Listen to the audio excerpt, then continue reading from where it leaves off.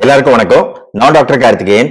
நிறைய பேருக்கு இந்த மாரடைப்பு அப்படின்னு சொல்லப்படுகிற ஹார்ட் அட்டாக்குக்கும் இதய நிறுத்தம் அப்படின்னு சொல்லப்படுகிற கார்டியாக் அரெஸ்டுக்கும் வித்தியாசம் தெரியறதில்ல. அதை தான் இன்னைக்கான வீடியோல பார்க்க போறோம். Welcome to our channel doctor Karthikeyan. இப்போ இந்த படத்தை பாருங்க. இதுதான் நம்ம உடம்போட அமைப்பு, நம்ம உடம்புக்குள்ள இருக்கிற ரத்த குழாய்களோட அமைப்பு. இந்த இதயம் அப்படிங்கிற ஒரு சின்ன உறுப்புல இருந்து ஒரு பெரிய ரத்த குழாய் வந்து அதுக்கப்புறம் நம்ம உடம்பு முழுக்க இருக்கிற எல்லா உறுப்புகளுக்கும் ரத்தத்தை கொண்டு போற வேலையை, ரத்தத்தை செலுத்துற வேலையை இந்த இதயம் துடிச்சு செலுத்துது. சோ அப்படி இதயம் செலுத்துற ரத்தம் போகக்கூடிய ரத்த குழாய்களோட நீளம் எவ்வளவு தெரியுங்களா? 60,000 மைல். 60,000 மைல்னா 96,560 கிலோமீட்டர். அதாவது நம்ம உலகத்தை 2 வாட்டி சுத்தி வந்துடலாம். சோ அந்த அளவு நீளத்தை வந்து இந்த இதயம் அப்படிங்கிற உறுப்புல இருந்து போகக்கூடிய ரத்தங்கள் கவர் பண்ணுது, இந்த ரத்த குழாய்கள் மூலமா சென்று. சோ அப்போ இதயத்தோட வலிமை எவ்வளவு இருக்கணும்? சோ நம்ம இருதயத்தோட வலிமை அப்படிங்கிறது எத்தனை ஹெச்பி மோட்டார் இருக்குன்னு நினைக்கிறீங்க? இப்போ நம்ம இருதயத்துல வந்து 4 சேம்பர் இருக்குன்னு உங்க எல்லாருக்குமே தெரியும். இந்த 4 சேம்பருக்கும் ஒரு ஹெச்பி மோட்டார் திறன் உண்டு. சோ இந்த ஒரு ஹெச்பி மோட்டார் திறனையும் கூட்டுனீங்கன்னா வரக்கூடியது 4 ஹெச்பி மோட்டார் திறன். 4 ஹார்ஸ் பவர். 4 ஹெச்பி மோட்டார் எந்த அளவு பவர் இருக்குமோ அந்த அளவு பவர் நம்ம இருதயத்துக்கு உண்டு. அதே சமயம் இது வந்து நார்மல், இந்த 4 ஹெச்பிங்கிறது. இதே நம்ம உடற்பயிற்சிகள் பல்வேறு விஷயங்கள் செய்யறது மூலமா நம்ம இதயத்தோட வலிமையை 120 ஹெச்பி மோட்டார் அளவுக்கு நம்ம இதயத்தை வலிமையாக்க முடியும். அந்த பம்பிங் திறனை அதிகப்படுத்த முடியும் எக்ஸசைஸ், உடற்பயிற்சி மூலமா. சோ அப்ப நம்ம இதயம் எந்த அளவுக்கு வலிமையான ஒரு உறுப்பு அப்படிங்கறத நீங்க தெரிஞ்சுக்கலாம். அதே சமயம் ஒரு மோட்டார் அப்படின்னு வைங்களேன், இந்த மாதிரி ஒரு மின்சார மோட்டாருக்கு மின்சாரம் வந்து ஒரு பவர் சோர்ஸ். இந்த மின்சாரம் மூலமா வந்து மோட்டார் இயங்குது. அப்போ இந்த இதயம் இருக்கு இல்லையா, இந்த இதயம் இயங்குறதுக்கு எங்க இருந்து மின்சாரம் கிடைக்குது? எந்த மின்சாரம், எந்த சக்தி இந்த இதயத்தை அப்படி துடிக்க வைக்குது? சோ நம்மளுக்கு இதயத்திலயுமே ஒரு மின்சார ஒயர் கனெக்ஷன் இருக்கு. இந்த படத்துல காட்டுற மாதிரி மின்சார ஒயர் கனெக்ஷன் இருக்குங்க. பேட்டரிகள் இருக்கு. நம்மளுக்கு வந்து பேட்டரிகள்ல வந்து பவர் இருக்கு இல்லையா, அதே மாதிரி நம்ம உடம்புல, நம்ம இருதயத்துல ஒரு பேட்டரி இருக்கு. அது கரெக்டா இந்த இடத்துல இருக்குதுங்க. சோ இந்த பேட்டரி பேர் தான் சைனோ ஏட்ரியல் நோடு அப்படின்னு சொல்லுவோம். அதாவது SA, சைனோ ஏட்ரியல் நோடு. அதுதான் இந்த பேட்டரி. சோ இந்த பேட்டரினா நம்ம இதுக்கு வந்து எனர்ஜி நம்ம செலுத்தணும் வெளியில மின்சாரம் மூலமா. ஆனா இந்த பேட்டரி இருக்கு பாத்தீங்களா, இது வந்து இயற்கையிலேயே உருவான ஒரு பேட்டரி, மனித உடலில் உருவான பேட்டரி. சோ இந்த பேட்டரிக்கு வந்து மின்சாரம் வந்து தானா உற்பத்தி செய்யுது. இந்த SA நோடு இங்க இருந்து தான் வந்து நம்மளுக்கு மின்சாரம் உற்பத்தி ஆகுது. அந்த மின்சாரம் உற்பத்தியாகி எங்க போகுது? அந்த மின்சாரம் உற்பத்தியாகி அப்படியே கீழே வருது. சோ அடுத்து இன்னொரு மின்சார பட்டன் இருக்கு. இப்ப அடுத்து வரக்கூடியதெல்லாம் வந்து எப்படி எலக்ட்ரிக்கல் சர்க்யூட்ல வந்து ஜங்ஷன் பாக்ஸ் வச்சு நம்ம ஒவ்வொரு இடத்துக்கும் நம்ம மின்சாரத்தை பிரிச்சு கொண்டு போறோம். சோ அதே மாதிரிதான் இங்க ஜங்ஷன் பாக்ஸ்ல இருந்து மின்சாரம் பிரியிற மாதிரி இந்த மெயின் பவர் சோர்ஸ்ல இருந்து இங்க இருந்து அடுத்து ஏவி நோட் அப்படிங்கிற 2வது இடத்துக்கு வருது. இந்த இடம் வந்து அடுத்த ஜங்ஷன் பாக்ஸ். இந்த ஜங்ஷன் பாக்ஸ்ல இருந்து அடுத்து பர்கின்ஜி ஃபைபர் அப்படின்னு சொல்லுவோம். இந்த பர்கின்ஜி ஃபைபர் அப்படிங்கிறது இந்த இடத்துல இருக்கு. சோ இது 3வது ஜங்ஷன் பாக்ஸ். அடுத்து 4வது விஷயம் இங்க இருக்குது. சோ இங்க இருந்து பிரியுது. இப்ப அதுக்கப்புறம் 2 வென்ட்ரிக்கல் இருக்கு இல்லையா, இந்த 2 வென்ட்ரிக்கலுக்கு ரெண்டு பிரான்ச்சா இந்த ஒயர் சப்ளை பிரியுது. சோ நம்மளுக்கு வந்து இந்த மின்சார சப்ளை இருக்கு பாத்தீங்களா, இந்த மின்சார சப்ளைனாலதான் இதயம் வந்து பம்ப் ஆகுது. அப்போ இந்த மின்சார சப்ளை கட் ஆச்சுன்னு வைங்க, ஒருவேளை மின்சார சப்ளை வந்து இந்த இடத்துல கட் ஆயிடுச்சு. இந்த இடத்துல கட் ஆச்சுன்னா நம்ம இடது வென்ட்ரிக்கல், அப்போ நம்மளுக்கு இந்த இடது வென்ட்ரிக்கல் செயல்படாது, சரியா துடிக்காது, சரியா பம்ப் ஆகாது. இந்த பக்கம் இருக்கிற வென்ட்ரிக்கல் கரெக்டான முறையில பம்ப் ஆகும். சோ அப்ப இரண்டுக்கு இடையில ஒரு மாறுபாடு உருவாகுது. இந்த வென்ட்ரிக்கலுக்கு இடையில ஒரு மாறுபாடு உருவாகுது. அப்போ வந்து நம்ம இதய துடிப்பு தாறுமாறா இருக்கு. சோ இதய துடிப்பு தாறுமாறா இருக்கிறதுக்கு பேரு தான் அரித்மியா அப்படின்னு சொல்லுவோம். இந்த இதய துடிப்பு தாறுமாறாகி டக்குன்னு வந்து இதயம் வந்து செயல்படுறதை நிறுத்திடுது. சோ இப்போ மெயினான ஒரு மாறுபாடை நீங்க புரிஞ்சுக்கணும். இதய நிறுத்தத்துக்கும் மாரடைப்புன்னு சொல்லக்கூடிய இந்த பிரச்சனைக்கும் இதய நிறுத்தத்துக்கும் என்ன வேறுபாடு? இப்போ இதய நிறுத்தத்துல இது பம்ப் ஆகிறதே வந்து நின்னு போயிடுதுங்க, டக்குன்னு நிக்குது. சோ அதனால வந்து என்ன ஆகுது, உங்களுக்கு மற்ற உடம்போட எந்த பகுதிக்கும் ரத்தம் போறதில்ல. அதனால வந்து உடனடியா இதயம் செயலிழக்குது. ஆனா மாரடைப்புல என்ன நடக்குது?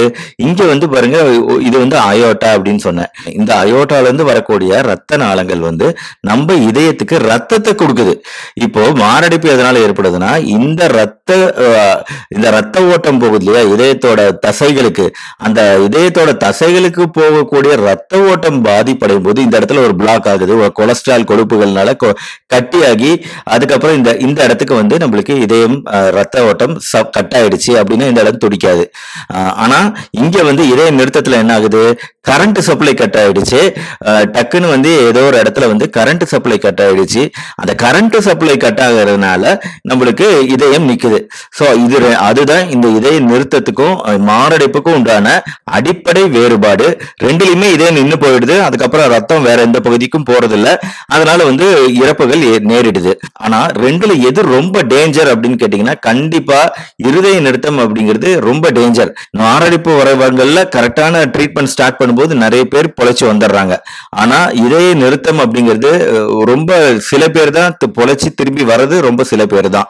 மாரடைப்பு ஒரு வாட்டி 2 வாட்டி வந்திருக்கலாம், அவங்களுக்கு வந்து இருதய நிறுத்தம் வரதுக்கான வாய்ப்புகள் இன்னுமா அதிகாகுது. இப்போ இருதய நிறுத்தத்தோட அறிகுறி எப்படி இருக்குன்னா, முதல் அறிகுறியே வந்து சுயநிலைவை இழந்து அந்த பர்சன் அப்படியே மூர்ச்சையாகி மயக்கமாகி கீழே விழுறதுதான் முதல் பிரச்சனையாவே இருக்குது முக்காவாசி இருதய நிறுத்தத்துல.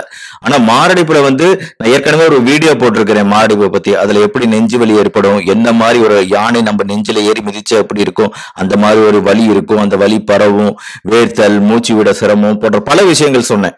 இதுலயும் இருக்கும். ஆனா இந்த மாரடைப்புல ஏற்படுற அளவுக்கு ரொம்ப கிளியரா எல்லாருக்கும் வராது. முதல்ல வரும்போதே அறிகுறியே இல்லாம டப்புன்னு வந்து பெர்சன் வந்து அப்படியே சாஞ்சி விழுகிறது தான் வந்து நம்ம இருதய நிறுத்தமா நம்ம பாக்குறோம். ஆனா சில பேருக்கு அரிதாக, ரொம்ப அரிதா அவங்களுக்கு ஒரு மாதிரி பலவீனமா இருப்பாங்க, ரொம்ப டயர்டா இருக்கு, வழக்கமா இல்லாத மாதிரி ஒரு சோர்வு ஏற்படுது, சோர்வு உணர்வாங்க, இதயம் படபடன்னு இருக்கும், நல்ல வேர்த்தல் இருக்கும் இதனால, அப்புறம் சுவாசம் விடுறதுக்கு கொஞ்சம் கஷ்டப்படுவாங்க, அப்படியே உணர்வு இழந்த மாதிரி இருக்கும், மூச்சு திணறல் ஏற்படும். இதெல்லாம் கொஞ்சம் லைட்டா தான் வரும் இருதய நிறுத்தத்தை பொறுத்த வரைக்கும். ஆனா மாரடைப்பு வேற மாதிரி பிரசன்ட் ஆகும். சோ இருதய நிறுத்தத்துல முக்கியமான காரணம் ஏன் ஏற்படுது அப்படின்னு பாத்தீங்கன்னா, முக்கியமா இந்த இசிஜின்னு ஒரு டெஸ்ட் இருக்கு பாத்தீங்களா, அந்த இசிஜி டெஸ்ட் எடுத்து பார்த்தோம்னா அந்த இசிஜில தெளிவா ஒரு விஷயம் தெரியும். பொதுவா நம்மளோட இதய துடிப்பு அப்படிங்கிறது ஒரு நிமிஷத்துக்கு 60ல இருந்து 100 அப்படிங்கிறது நார்மலான இதய துடிப்புன்னு சொல்லுவோம்.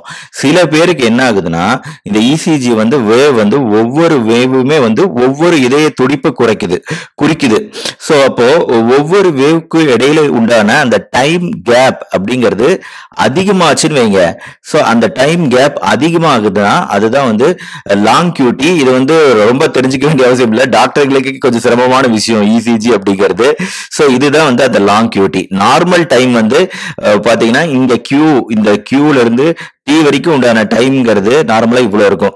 ஆனா நம்ம இருதய நிறுத்தம் இருக்கிறவங்களுக்கு, ஏற்பட போறவங்களுக்கு அவங்க இசிஜி முன்னாடியே பார்த்திருந்தோம்னா ஒருவேளை இதை நம்ம பார்க்காமையும் போகலாம். இந்த லாங்கியூட்டி இல்லாமையும் இருக்கலாம், லாங்கியூட்டி இல்லாமையும் சில பேருக்கு இருதய நிறுத்தம் ஏற்படலாம். அதையும் நம்ம இப்ப பார்ப்போம். சோ இதுதான் வந்து அந்த லாங்கியூட்டி. இதுல இந்த படத்துல நல்லாவே தெளிவா உங்களுக்கு புரியும். இப்போ இந்த வேவுக்கு இந்த வேவுக்கு ஜஸ்ட் ஒரு இது ரெண்டுக்கு இடையில உள்ள டிஃபரன்ஸ் பாருங்களேன், எவ்வளவு சின்னதா இருக்கு நார்மல் இசிஜில. இதே வந்து அப்நார்மலா கியூட்டி அதிகமாகும் போது என்ன ஆகுது, டிஸ்டன்ஸ் பாருங்க எவ்வளவு நீளமாகுது. இங்க வந்து 600 மில்லி செகண்ட் அதிகம் ரெண்டுக்கு இடையில உள்ள டிஸ்டன்ஸ். நார்மல் இசிஜில 300 மில்லி செகண்ட் அதிகம். அதான் நார்மலா ஒவ்வொரு பீட்டுக்கு இடையில உள்ள டைம். சோ யாருக்கு இந்த மாதிரி இதய நிறுத்தம் ஏற்படுது, அதிக ரத்த அழுத்தம் பிபி அன்கண்ட்ரோல்ல இருக்கிறவங்க, புகைப்பிடித்தல் பிரச்சனை இருக்கிறவங்க, மிகவும் குண்டாக இருக்கிறவங்க, குடும்ப உறுப்பினர்கள் யாருக்காவது முன்னாடியே இந்த மாதிரி பிரச்சனைகள் இருந்திருக்கு, கார்டியாக் அரெஸ்ட் ஏற்பட்டிருக்கு அப்படின்னா இவங்களுக்கு வரதுக்கான வாய்ப்பு அதிகம். பொதுவாகவே ஆண்களுக்கு 45 வயசுக்கு மேலேயும் பெண்களுக்கு 55 வயசுக்கு மேலேயும் இதய நிறுத்தம் வரதுக்கான வாய்ப்புகள் அதிகமாகுது. மின்சார ஒயர் தாக்கி சில பேர்லாம் அப்படியே டக்குன்னு அந்த இடத்துல வந்து ஷாக்ல இறப்பாங்க இல்லையா, அந்த ஷாக் ஏற்படுறதுக்கான காரணமும் இந்த கார்டியாக் அரெஸ்ட் தான். சோ அந்த நேரத்துல வந்து மின்சாரம் நம்ம உடம்புல பாயும்போது டக்குன்னு இதயம் தன்னோட செயல்பாடு நிறுத்துது. அதே மாதிரி மிக அதிக ரத்தப்போக்கு ஏற்படுது, ஒரு ஆக்சிடென்ட் ஆகுது, ஏதாவது ஒரு ஆக்சிடென்ட்ல மிக அதிகமான ரத்தம் வந்து நம்ம உடம்பு விட்டு வெளியேறும் போது டக்குன்னு வந்து இதயம் தன்னோட செயல்பாட்டை நிறுத்தி கார்டியாக் அரெஸ்டுக்கு போயிடும். அதீதமான உடற்பயிற்சி, இதுதான் நம்ம ஒரு ரீசெண்டா ஒரு அன்பார்ச்சுனேட்டா ஒரு நடிகருக்கு பார்த்தோம். ஆக அதீதமான உடற்பயிற்சி அப்படிங்கிறது வந்து ரொம்ப சிவியர். அதாவது இதய நிறுத்தம் வராம தடுக்கணும்னா நம்ம உடற்பயிற்சியை ஒரு மருத்துவமா நம்ம பரிந்துரைக்கிறோம். அதே சமயம் அதீதமான உடற்பயிற்சி செய்யும் போது இந்த மாதிரி பிரச்சனைகள் வரதுக்கான வாய்ப்பு இருக்கு அப்படிங்கறத நம்ம பார்த்தோம். பட் இதுக்கு வந்து வெறும் உடற்பயிற்சி மட்டுமே காரணமா இருக்காது. பின்னாடி பல விஷயங்கள் இருக்கலாம். ஒருவேளை லாங் கூட்டி இருந்திருக்கலாம், ரத்த அழுத்தம், மற்ற பல விஷயங்கள் இருக்கு இல்லையா. இங்க இதுல ஏதாவது ஒரு ரிஸ்க் ஃபேக்டர் இருந்திருக்கலாம், அது தெரியாமையே போயிருந்திருக்கலாம். அதனால வந்து இதய நிறுத்தம் டக்குன்னு வந்திருந்திருக்கலாம். அப்புறம் இதயத்தில் ஏற்கனவே வந்து மாரடைப்பு, நான் ஏற்கனவே இதை சொன்னேன், மாரடைப்பு ஏற்கனவே வந்திருக்கு, ஹார்ட் அட்டாக் வந்திருக்குன்னா அவங்களுக்குலாம் இதய நிறுத்தம் வரதுக்கான வாய்ப்புகள் 2 to 3 மடங்கு அதிகம் நார்மல் பர்சன்ஸோட. சோ அப்போ என்னென்ன டெஸ்டுகள் பண்ணி நம்ம வந்து இந்த இதய நிறுத்தம் நம்மளுக்கு வரதுக்கான வாய்ப்புகள் இருக்கா அப்படிங்கறத எப்படி தெரிஞ்சுக்கிறது? ஒரு விஷயம் இசிஜில லாங்கிவிட்டி இருக்கும் அப்படிங்கறத சொன்னேன். இன்னொரு விஷயம் எக்கோ. இந்த எக்கோ டெஸ்ட் பொறுத்த வரைக்கும் ஒரு சவுண்ட் வேவ் பாஸ் பண்ணி நம்ம இதயத்துல நம்மளோட இதயத்தோட பம்பிங் திறன், ஏற்கனவே பம்பிங் திறனை பத்தி சொன்ன எவ்வளவு ஹார்ஸ் பவர் இருக்கணும்னு, நம்ம இதயத்தோட பம்பிங் திறனை வந்து இஜெக்ஷன் ஃபிராக்ஷன் சொல்லுவோம். எல்விஇஎஃப் அப்படின்னு சொல்லக்கூடிய இந்த லெஃப்ட் வென்ட்ரிகுலர் இஜெக்ஷன் ஃபிராக்ஷன் வந்து 50% இருந்து 60% வரைக்கும் இருந்தா அது வந்து நார்மல் அப்படின்னு சொல்லுவாங்க. ஒருவேளை 40% கீழே போகும்போது நம்மளுக்கு இஜெக்ஷன் ஃபிராக்ஷன் கம்மி, ஹார்ட்டோட பம்பிங் திறன் கம்மி ஆகுது. சோ அப்போ வந்து இதய நிறுத்தம் வரதுக்கான வாய்ப்புகள் கொஞ்சம் அதிகமாகுது. அடுத்து ஆல்ரெடி வந்து இதயம் வீக்கா இருக்கு அப்படின்னா அவங்களுக்கு வந்து கண்டிப்பா இதய நிறுத்தம் வரதுக்கான வாய்ப்புகள் இன்னமும் அதிகமாகுது. சோ இதே கன்ஜஸ்டிவ் கார்டியாக் ஃபெயிலியர் அப்படின்னு சொல்லக்கூடிய இந்த பிரச்சனையில வந்து நம்ம கால்கள் எல்லாம் வீக்கா இருக்கும். சோ குதிகாலுக்கு மேல இருக்கக்கூடிய இந்த பகுதியில எல்லாம் கால் வீக்கம் ஏற்படும். சோ இதுக்கு நிறைய காரணங்கள் இருக்கலாம். கால்ல வந்து வீக்கம் வரதுக்கு காரணம் கிட்னி இருக்கலாம், இல்லனா இதயம் இருக்கலாம், இல்லனா லிவர் இருக்கலாம். இது 3 தான் பொதுவான காரணங்கள். லிவர், கல்லீரல், கிட்னி இல்லனா இதயம், 3ல ஏதாவது ஒரு பிரச்சனை இருந்தாலும் அது வந்து நம்மள கால்கள்ல வீக்கமா நம்மளுக்கு காட்டும் நம்ம உடம்பு. அது மட்டும் இல்லாம எக்ஸ்ரே எடுத்து பார்க்கும்போது கன்ஜஸ்டிவ் கார்டியாக் ஃபெயிலியர் அப்படின்னு சொல்லக்கூடிய இதயம் வந்து கொஞ்சம் கொஞ்சமா அதோட செயல்பாடுகள் குறைஞ்சிட்டு வருது அப்படிங்கறத தெரிஞ்சுக்கிறதுக்கு எக்ஸ்ரேல வந்து இந்த மாதிரி ஒரு விஷயத்தை நம்ம மருத்துவர்கள் பார்ப்பாங்க. இது வந்து நார்மல் ஹார்ட்னா இது பாருங்க, இந்த சிசிஎஃப் ஹார்ட்ல இதயத்தோட சைஸே அதிகமா தெரியும், மற்ற மார்க்கிங்ஸ்லாம் ரொம்ப டிஃபரெண்டா அதிகமா பெருசா தெரியும். இது மருத்துவர்கள் பார்த்து கண்டுபிடிக்கிறது. சோ இந்த டெஸ்ட் மூலமாவும் நம்மளுக்கு சிசிஎஃப் இருக்கா, இதயம் பலவீனமா இருக்காங்கிறத தெரிஞ்சுக்கலாம். அடுத்த சில டெஸ்ட்கள் மூலமாவும் தெரிஞ்சுக்கலாம். அதாவது பொட்டாசியம் அளவுகள் கம்மியா இருக்கிறது, மெக்னீசியம் அளவுகள் கம்மியா இருக்கிறது, கால்சியம் அளவுகள் கம்மியா இருக்கலாம். ஏற்கனவே இதயத்துல வந்து பிரச்சனை வந்து இதயம் வந்து டேமேஜ் ஆயிருச்சு அப்படின்னா அப்போ வந்து இதயத்துல இருந்து என்சைம்னு சொல்லுவோம், இந்த மாதிரி சில கெமிக்கல்கள் கிரியேட்டினின் கைனேஸ், மயோகுளோபின், ட்ரோபோனின் போன்றவை அதிகமா இருக்கும். சம்டைம்ஸ் தைராய்டு ப்ராப்ளம் அதிகமா இருக்கு, ஹைப்பர் தைராய்டு கண்டிஷன்லயும் வந்து இதய நிறுத்தம் ஏற்படுறதுக்கான வாய்ப்புகள் அதிகமாகுது. சோ இந்த மாதிரி டெஸ்ட்கள் எல்லாம் எடுத்து பார்த்தோம்னா நம்மளுக்கு வந்து இது இருதய நிறுத்தம் ஏற்படுறதுக்கான வாய்ப்பு இருக்குதா அப்படிங்கறத நம்ம தெரிஞ்சுக்கலாம். அதே சமயம் யாருக்கு இந்த இருதய நிறுத்தம் வரும் அப்படிங்கறத நம்மளால கரெக்டா கணிக்கிறது ரொம்ப ரொம்ப சிரமம். ஏன்னா இப்போ வயசு கம்மியானவங்களுக்கும் ஈஸியா வந்துகிட்டு இருக்கு. நான் சொன்னேன் ஆண்களுக்கு 45 வயசுக்கு மேல அப்படிங்கறத சொன்னேன். ஆனாலுமே இதையும் மீறி சில பேருக்கு இன்னும் குறைந்த வயதிலையும் கூட இருதய நிறுத்தம் வரதுக்கான வாய்ப்புகள் அதிகமாகிட்டு வருது ரீசன்ட் டைம்ஸ்ல. ஏன்னா நம்மளோட லைஃப் ஸ்டைல்ல இருந்து மற்ற விஷயங்கள் எல்லாம் மாறுபாடு அடையிறதுனால வரக்கூடிய பிரச்சனை தான் இது. அதே மாதிரி இப்ப பேசிட்டு இருக்க எனக்கே வந்து எந்த அளவுக்கு என்னோட உடல்நிலை இருக்குன்னு எனக்கு தெரியாது. என்னதான் டெஸ்ட் எடுத்து பார்த்தாலும் இத்தனை விஷயங்களை பார்த்தாலும் நம்மளுக்கு வந்து நமக்கு எதிர்காலத்துல வருமா வராதா அப்படிங்கறதெல்லாம் சொல்லவே முடியாது. அதுதான் இருதய நிறுத்தத்துல இருக்கக்கூடிய பிரச்சனை. ஆனா ஒரு விஷயங்க, இருதய நிறுத்தம் ஏற்பட்டுருச்சு அப்படிங்கறது தெரிஞ்சுக்கிட்டோம்னா, இல்ல மாரடைப்பு, இந்த 2 விஷயத்திலுமே ஃபர்ஸ்ட் எய்டுன்னு ஒண்ணு இருக்குங்க. ஏன்னா இருதய நிறுத்தம் ஆகும்போது என்ன ஆகுது, முதல் விஷயம் ஹார்ட் பம்ப் ஆகாதனால நம்ம மூளைக்கு வரக்கூடிய பிளட் சப்ளை கட் ஆகுது, ரத்த ஓட்டம் கட் ஆகுது. அப்ப மூளைக்கு கட் ஆகும்போது நம்ம உடனடியா ஃபர்ஸ்ட் எய்ட் கொடுத்தாகணும். கார்டியோ பல்மனரி ரிசர்ச்சிகேஷன் அப்படிங்கிற சிபிஆர் கொடுக்கலன்னா ரொம்ப டேஞ்சர். ஏன்னா 6 நிமிஷம் தான் நம்ம உடம்பு, நம்ம மூளை தாங்கும். ஆக்சிஜன் இல்லாம நம்ம மூளை வந்து 6 நிமிஷம் தான் உயிரோட இருக்கும். 6 நிமிஷத்துக்கு மேல நம்ம மூளைக்கு வந்து ஆக்சிஜன் போகல அப்படின்னா பிரெயின் டெட் ஆயிருமோ, மூளை சாவு ஏற்பட்டுரும். அதுக்கப்புறம் இதயம் ஃபங்க்ஷன் ஆனாலும் எந்த பிரயோஜனமும் இல்லை.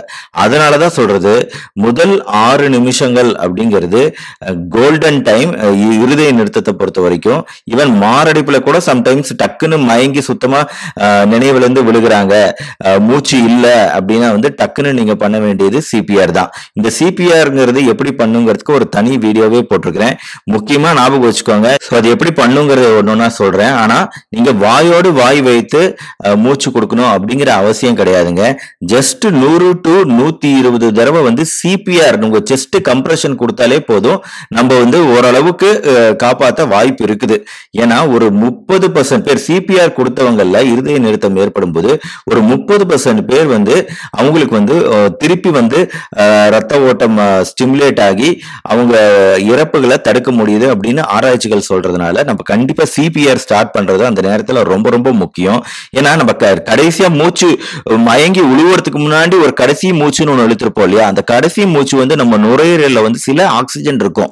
அந்த நுரையீரல்ல இருக்கிற ஆக்சிஜன் கொஞ்சம் இருக்கும். அந்த கொஞ்சம் ஆக்சிஜனை தான் நம்ம வந்து சிபிஆர் கொடுப்பதன் மூலமா அந்த இதயத்தை அழுத்துறது மூலமா நம்ம அந்த கொஞ்சம் ஆக்சிஜன் அப்படி வெளியே தள்ளுறோம். ஒருவேளை இதயம் லைட்டா பம்ப் ஆனா கூட அந்த ஆக்சிஜன் வந்து டக்குன்னு வந்து மூவ் ஆகும். அப்படி மூவ் ஆகும்போது நம்ம மூளைக்கு அந்த ஆக்சிஜன் கிடைச்சிருச்சுன்னா ஒருவேளை மூளையும் தூண்டப்பட்டு டக்குன்னு இதய துடிப்ப மறுபடியும் மூளை வந்து செயல்பட வச்சிரும், மறுபடியும் பம்ப் ஆக வச்சிரும் இதயத்தை. அதனால அந்த முதல் 6 நிமிஷத்துல நம்ம சிபிஆர் கொடுக்கறதுங்கிறது ரொம்ப ரொம்ப முக்கியம். சோ இந்த சிபிஆர் டெக்னிக்ல முக்கியமான விஷயமே இதுதான். நம்ம வந்து ஃபர்ஸ்ட் பேஷண்ட் வந்து ஒரு சமதளம் தரையில இருக்கணும், பெட்ல எல்லாம் இருக்கக்கூடாது. சாஃப்டான பெட்ல இருந்தா கரெக்டான கம்ப்ரெஷன் கிடைக்காது, அதனால அது தப்பு. ஒரு ஹார்டான தரையில வந்து அவங்க படுத்திருக்கணும், இல்லைன்னா பெட் நல்லா ஹார்டா இருக்கணும். அப்புறம் நம்ம கைகள்ல இருக்கிற இந்த எல்போ பகுதி மடங்க கூடாது. ஒருவேளை வலது கை பழக்கம் இருக்கவங்களா இருந்தா முதல்ல வலது கை வந்து உங்க பர்சனோட செஸ்ட்ல நடுவுல வைக்கணும். பர்சனோட செஸ்ட்ல வந்து இந்த இடத்துல நிப்பிள் இருக்கு இல்லையா, இந்த நிப்பிள் பகுதி தான் வந்து அந்த இடத்துல தான் ஒரு எலும்பு இருக்குது, இந்த நடு சென்டர்ல 2 நிப்பிளுக்கு நடுவுல. அப்போ அந்த 2 நிப்பிளுக்கு நடுவுல இருக்கிற இந்த சென்டர் பகுதி தான் வந்து நம்மளுக்கு பாயிண்ட். சோ இந்த இடத்துலதான் வந்து நம்ம கைகளை கரெக்டா வைக்கணும். வலது கை பழக்கம் உள்ளவரா இருந்தா வலது கையை முதல்ல செஸ்ட் மேல வைக்கணும், அப்புறம் இடது கையை அது மேல வைக்கணும், இன்டர்லாக் பண்ண மாதிரி வைக்கணும். இடது கை பழக்கம் உள்ளவரா இருந்தா இடது கையை முதல்ல வச்சுட்டு அதுக்கப்புறம் வலது கையை மேல வைக்கணும். சோ நம்ம பாயிண்ட் இதுதான், அதை மட்டும் நல்லா ஞாபகம் வச்சுக்கோங்க. கரெக்டா நடு செஸ்ட்ல நடு சென்டர்ல 2 நிப்பிளுக்கு இடையில இருக்கிற அந்த ஏரியாவில கையை வச்சு ஒரு 2 இன்ச் கம்ப்ரெஷன் கொடுக்கணுங்க. அதான் ரொம்ப முக்கியம். 2 இன்ச் 2 இன்ச் கம்ப்ரெஷன் கொடுத்தாதான் நம்ம வந்து கரெக்டா அந்த இதயத்தை ரீச் பண்ணுவோம். இங்க இருந்து இதயத்தை ரீச் பண்றதுக்கு ஒரு 2 இன்ச் தேவைப்படுது. ரொம்ப அதிகமா 3 இன்ச் 4 இன்ச்சுன்னு கொடுத்தீங்கன்னா இந்த எலும்புகள் உடஞ்சு போயிடும். அது ஒரு டேஞ்சர் இருக்கு. அதே மாதிரி ரொம்ப கம்மியா கொடுத்தீங்கன்னா இதயம் சுத்தமா தூண்டப்படாது, அப்ப அது வேஸ்ட் ஆயிரும். அதனால கரெக்டா அந்த அழுத்தம்ங்கிறத கரெக்டா மெயின்டைன் பண்ணிக்கணும். 1 to 8 வயசு குழந்தைனா ஒரு 1.5 இன்ச் அழுத்தம் இருந்தா போதும். இந்த மாதிரி அழுத்தம் கொடுத்து நாம வந்து ஒரு நிமிஷத்துக்கு அட்லீஸ்ட் 100 to 120 கம்ப்ரெஷன் கொடுக்கணுங்க நார்மலா. ஒருவேளை பிரீதிங்கும் கொடுக்கணும் அப்படின்னு நினைச்சீங்கன்னா அது வந்து டெக்னிக் வேற, கொஞ்சம் கரெக்டா வாய் இது பண்ணி சீன் பகுதியை முன்னாடி இழுத்து பண்ண வேண்டிய டெக்னிக். அது டெக்னிக்கும் சிரமம், சில பேர் அதை செய்யறதுக்கும் தயங்குவாங்க. அப்படிங்கறதுனாலதான் நான் இது சொல்றேன். உலகம் முழுக்க ஏற்றுக்கொள்ளப்பட்ட டெக்னிக் தான் நோ பிரீத்திங் சிபிஆர்ங்கிறது. எல்லாருமே கார்டியாக் ப்ராப்ளம்ல, இந்த ஹார்ட் ப்ராப்ளம்ல எல்லாருமே பண்ணக்கூடிய ஒரு எளிமையான ஒரு ட்ரீட்மெண்ட், ஃபர்ஸ்ட் எய்டு. முதல் வேலையை அதை பண்ணணும், அவங்களை காப்பாத்துறதுக்கு முயற்சி பண்ணணும். அதே சமயம் கூடவே வந்து 108 இல்ல உங்க பக்கத்துல இருக்க ஹாஸ்பிட்டலுக்கு இம்மீடியட்டா இன்ஃபார்ம் பண்ணி ஆம்புலன்ஸ் வர வச்சிடணும். சோ நீங்க ஃபர்ஸ்ட் எடுத்தோட சிபிஆர்ங்கிறத விட ஃபர்ஸ்ட் இன்ஃபார்ம் பண்ணிட்டு சிபிஆர் பண்ணுங்க, அதுவும் ரொம்ப முக்கியம். இல்லைன்னா பக்கத்துல இருக்கிறவங்க கிட்ட இம்மீடியட்டா ஹாஸ்பிட்டலுக்கு கூப்பிடுங்க, இல்ல 108க்கு ஃபோன் பண்ணுங்க, இன்ஃபர்மேஷனை கொடுத்துட்டு நீங்க சிபிஆர் ஆரம்பிங்க. சோ அது இங்க ரொம்ப கிரிட்டிக்கலான ஒரு சிச்சுவேஷன்ங்கிறதுனால கரெக்டா வேகமா நீங்க செயல்படணும் அந்த சமயத்துல. சோ நம்ம இப்படி கம்ப்ரெஷன் கொடுக்கறது வந்து மேனுவல் கம்ப்ரெஷன், இது நம்ம கைகள்ல கொடுக்கறது இப்ப நான் சொன்ன டெக்னிக்.